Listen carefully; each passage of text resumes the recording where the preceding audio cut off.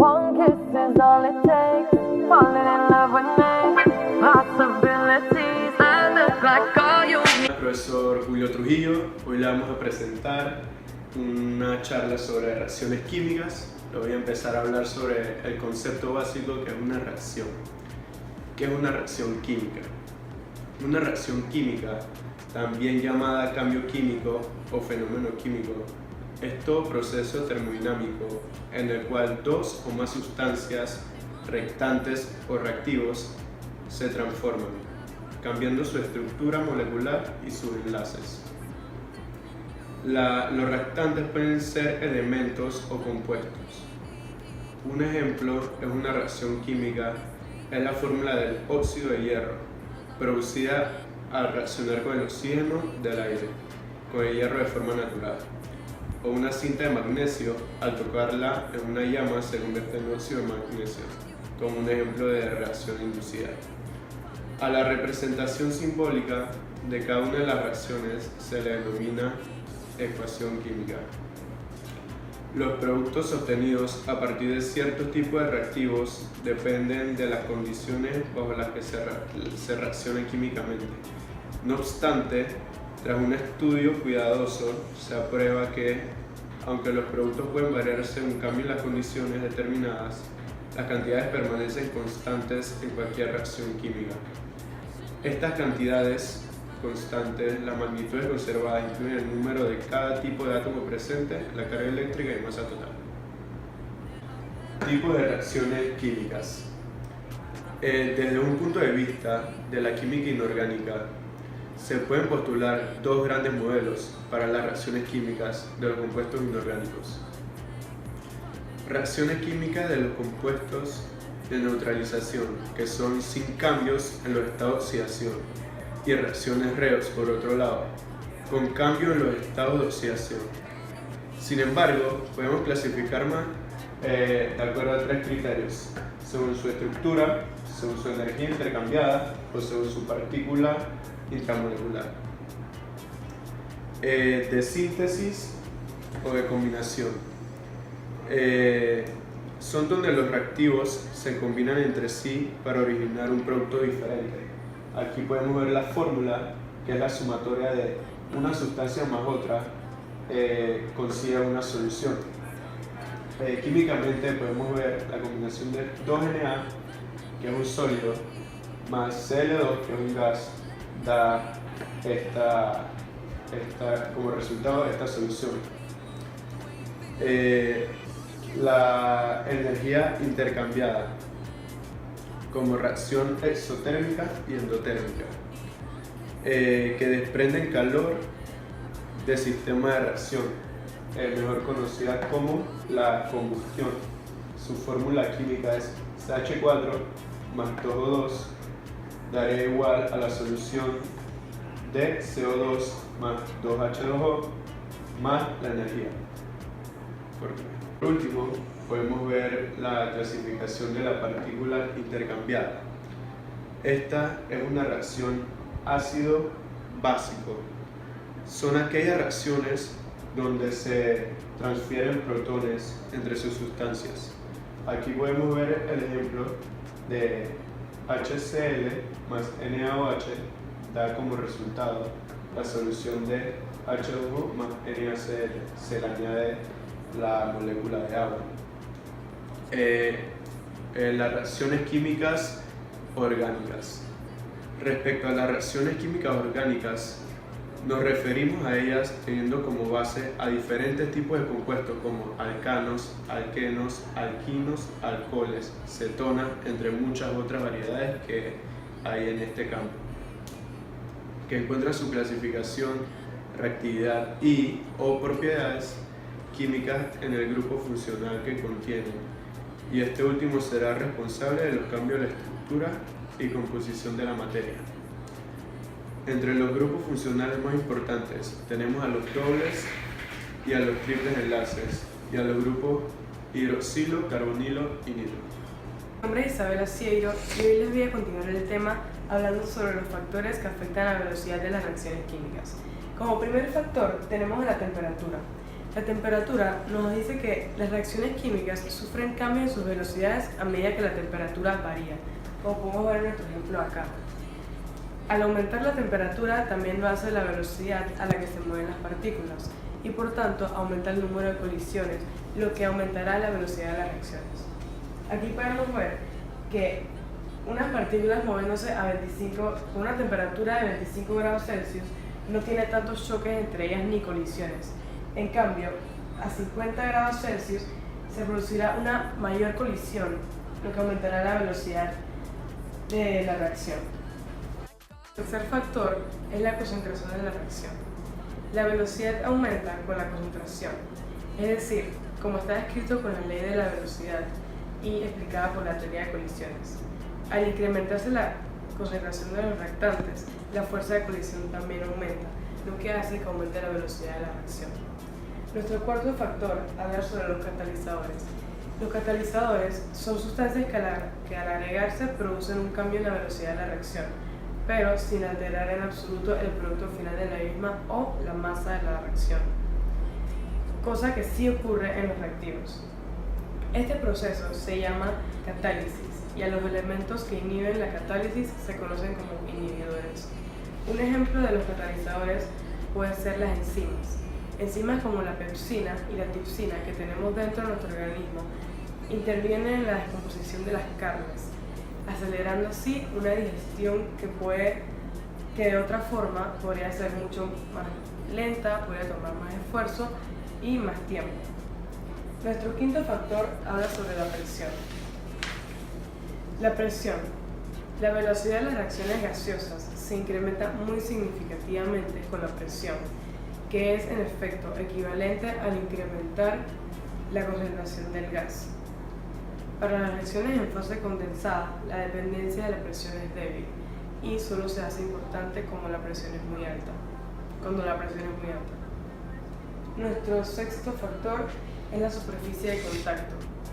Esto habla que en las reacciones, en superficies que se dan por ejemplo durante una catálisis, que hablamos sobre la catálisis es en la etapa de los catalizadores, donde se aumenta la velocidad de la reacción. En la superficie de contacto se da durante la catálisis heterogénea, o sea que la velocidad aumenta cuando el área de la superficie de contacto aumenta. Esto es debido al hecho de que más partículas de sólido están expuestas y pueden ser alcanzadas por moléculas reactantes. Por último tenemos los isótopos. El efecto isotópico cinético consiste en una velocidad de reacción diferente para la misma molécula si tiene isótopos diferentes. Generalmente isótopos de hidrógeno debido a la diferencia de masa entre el hidrógeno y el deuterio. La naturaleza. Algunas reacciones son por naturaleza más rápidas que las otras. Esto habla sobre que depende del estado del físico de los elementos. Las partículas que forman sólidos se mueven mucho más lentamente que la de los gases o las que están en una solución acuosa. Como por ejemplo, si tenemos un cóctel de frutas y colocamos las frutas en un envase y esperamos a que éstas se derritan, va a tomar mucho más tiempo a que si las licuamos todas y las servimos en un vaso. A continuación, les voy a hablar un poco sobre lo que es el rendimiento químico. La fórmula del rendimiento químico es porcentaje de rendimiento sobre el rendimiento real sobre el rendimiento teórico por 100. Se calcula de esta manera. Nos van a dar una reacción, en este caso tenemos cloruro de bario más nitrato de plata, que nos da lugar a cloruro de plata más nitrato de bario. Para calcular esta fórmula, lo que vamos a hacer es primero agarrar los moles del cloruro de plata y transformarlos a gramos, de moles a gramos. Y cuando ya tenemos esto va a ser nuestro rendimiento teórico. Y lo vamos a calcular de esta manera con la fórmula. Agarramos el porcentaje de rendimiento, arriba el rendimiento real, que es 1.82 gramos de cloruro de plata, que es el que nos da el problema, sobre el rendimiento teórico que acabamos de calcular aquí, 2.15 gramos de cloruro de plata, y esto nos da lugar a un 84.6% de rendimiento porcentual. Esto quiere decir La cantidad de producto que se suele obtener en una reacción química es menor que la cantidad teórica. Esto depende de varios factores, como la pureza del reactivo, las reacciones secundarias que pueden tener lugar, y es posible que no todos los productos reaccionen. La recuperación del 100% es prácticamente imposible, por lo que esto es una aproximación cercana lo que nos ha dado. Y bueno, el rendimiento de una reacción ya vimos que se calcula mediante esta fórmula y esto se... A continuación les hablaremos un poco sobre la relación que tiene la química con las matemáticas. Como verán, a principios del siglo XX, una de las principales causas del progreso de la química fue gracias a las matemáticas, con su provechosa relación que se estableció para el establecimiento de nuevas teorías y la solución de problemas emergentes a ellas. En el área de la química aparecen aplicaciones matemáticas, como son los logaritmos para calcular el pH, las ecuaciones químicas y el cálculo de las mezclas, etc. Como profesor, ahora le voy a dar una breve explicación sobre lo que es la aplicación de la derivada en la química. El ejemplo es el siguiente. La temperatura en grados centígrados en una reacción química viene dada por la siguiente ecuación, que es temperatura igual a 2T menos T al cuadrado. T es el tiempo en horas. Lo que tenemos que hacer es calcular la temperatura alcanzada a los 12 minutos, el momento que voy a tener esa misma temperatura, y la temperatura máxima y mínima alcanzada. Esto lo vamos a lograr con los siguientes 3 pasos que le voy a explicar. Primero, sacamos los datos. Tenemos una hora, que son 60 minutos. Tenemos las constantes, que es X, la que vamos a buscar, y los 12 minutos, que es el momento que voy a tener la misma temperatura. Aquí lo primero que vamos a hacer es aplicar la regla de 3. Primero dividimos los 12 minutos entre los 60 minutos, lo cual nos viene dando un quinto.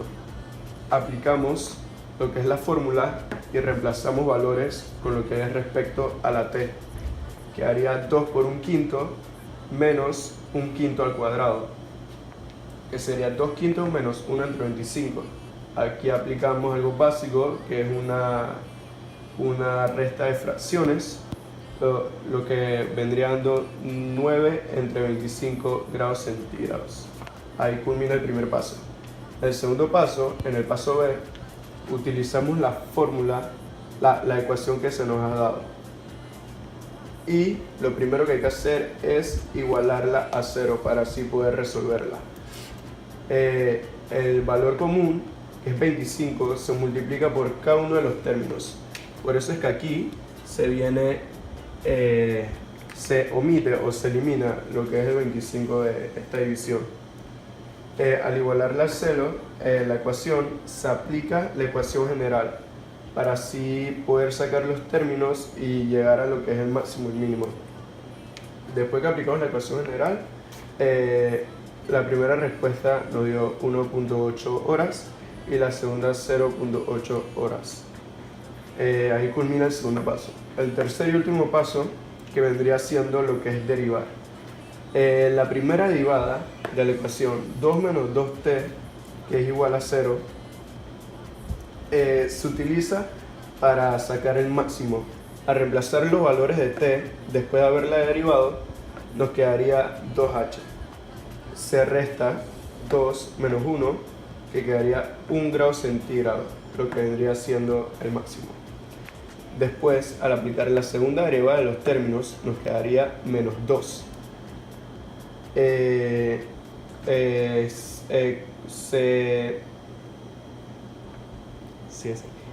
Los valores menos que 0 en la segunda derivada siempre van a venir siendo negativos. Vemos que la t en la segunda derivada da 1 hora, el cual vendría siendo el máximo. Y para finalizar y sacar lo que es el mínimo, se reemplazan los valores en la ecuación, lo que vendría viendo la temperatura es 0 menos 0, que es 0 grados centígrados. Gracias.